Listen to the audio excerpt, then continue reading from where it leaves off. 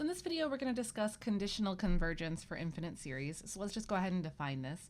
So a series that is convergent but not absolutely convergent is called conditionally convergent.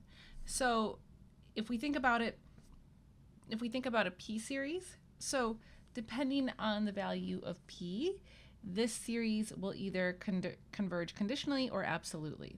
So when p is greater than 1, this series always converges in all cases, right? So it converges, we would say it converges absolutely. But we talked about in previous video, we looked at the alternating series test. So if p is less than or equal to 1, then the series converges conditionally by the alternating series test.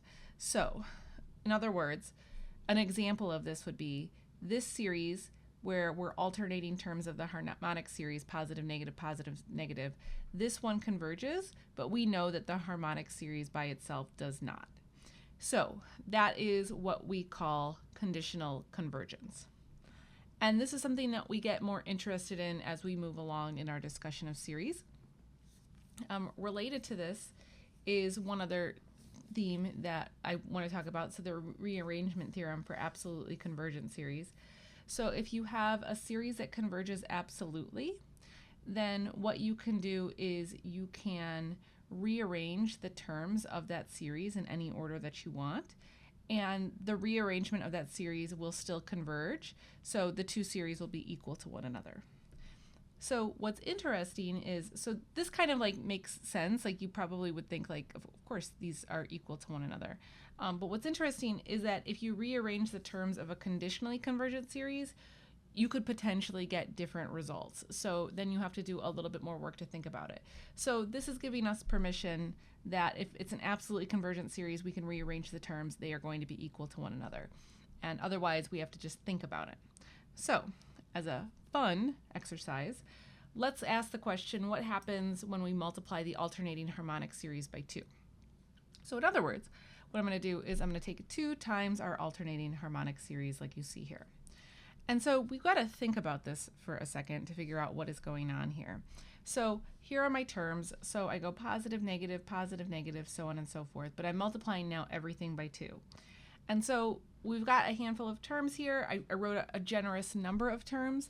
So let's just go ahead and multiply everything by 2. So if I multiply everything by 2, now I've got 2 minus 1 plus 2/3 minus 1/3 plus 2/5 minus 1/3, so on and so forth. Okay, so now we have to kind of think about it for a second, okay?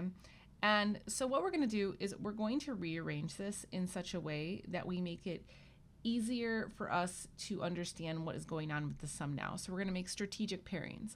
So specifically what I mean is, so I'm going to put the 2 and the 1 together, okay? Then I take the 1/2, that's going to sit by itself.